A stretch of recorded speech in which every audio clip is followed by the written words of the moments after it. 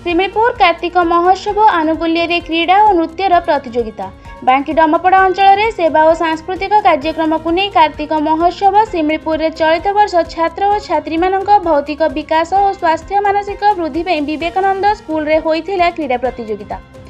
एही प्रतियोगिता रे विभिन्न विद्यालयर 200 रु ऊर्ध्व पिला भाग नैथिले। एही प्रतियोगिता रे म्यूजिक चेयर, वक्तृता, संगीत, चित्रांकन सहित नृत्य आदि विभिन्न प्रतियोगिता होइथिला। एही प्रतियोगिता रे विजय होइथिबा छात्री छात्रा मानकु महोत्सव मंच रे पुरस्कृत हेबे बोली स्थिर करा जायथिला। एही प्रतियोगिता रे कमिटी समस्त सदस्य सहयोग करथिले। महोत्सव कमिटी सभापति सुशांत कुमार नायक मंच परिचालना करुथिबा बेले मुख्य उपदेष्टा अजय कुमार राउत, उपदेष्टा सव्यव्रत महापात्र विचार भावे कार्यनिर्वाह करुथिले। कार्तिक महोत्सव सभापति सिमिलपुर कौन कहते महोत्सव बांकी डमपड़ा अंचल कार्तिक महोत्सव एक सेवा और सांस्कृतिक अनुष्ठान। चलित वर्ष कार्तिक महोत्सव 14 वर्ष पदार्पण करुच्ची।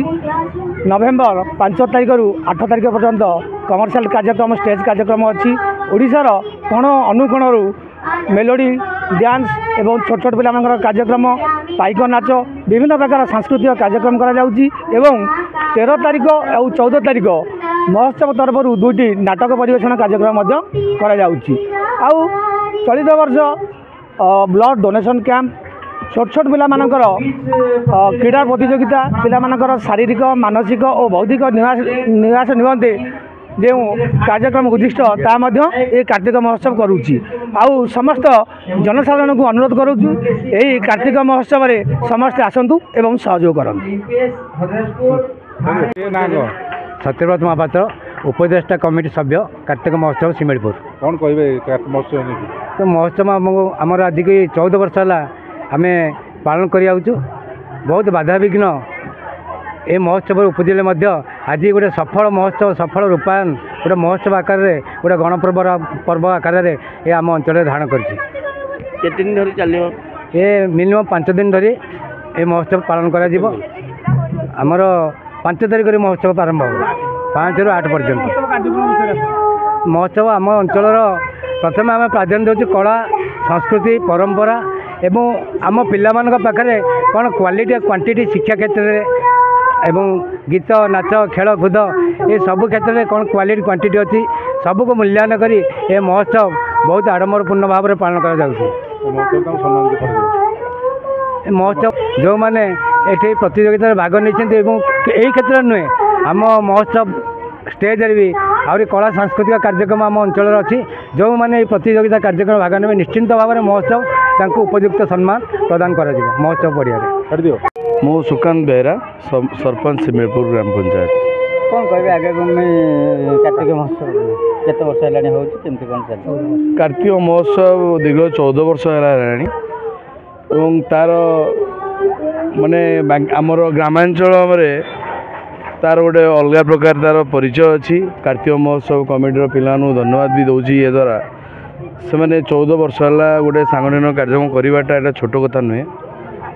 यार तांकर मध्य सभापति सेक्रेटरी गोटे आनुष्ठानिक भाव से प्रति वर्ष करुँच।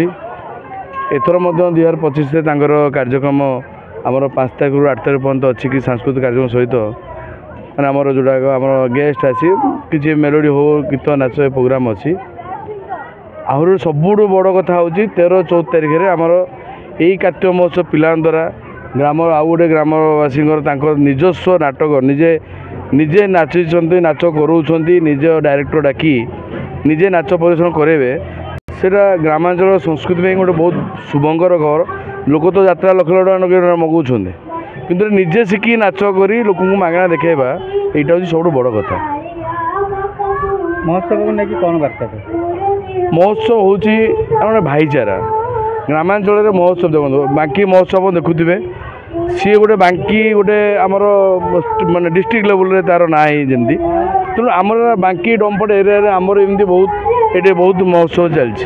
कार्तिक महोत्सव ता मध्य अन्यतम से दीर्घ 14 कर छोट छोट पिला आरंभ करी युवपीढ़ी आरंभ करी वयस्क लोक तार सामाजिक काम करुच्ची किए कौटी सुविधा अवसर रही सहयोग हाथ बढ़ाऊँ। कार्तिक महोत्सव जी गोटे बड़ अनुष्ठान जो 14 काम कर এটা ବାଙ୍କି ଡମପଡ଼ା ପଞ୍ଚାୟତ ଭିତରେ ଯେତୋଟି ମହୋତ୍ସବ ହେଉଛି ଇଏ ତା ଭିତରୁ ଅନ୍ୟତମ ଏବଂ ମୁଖ୍ୟ ମଧ୍ୟ। ବ୍ୟୁରୋ ରିପୋର୍ଟ ସଂଘର୍ଷ टीवी।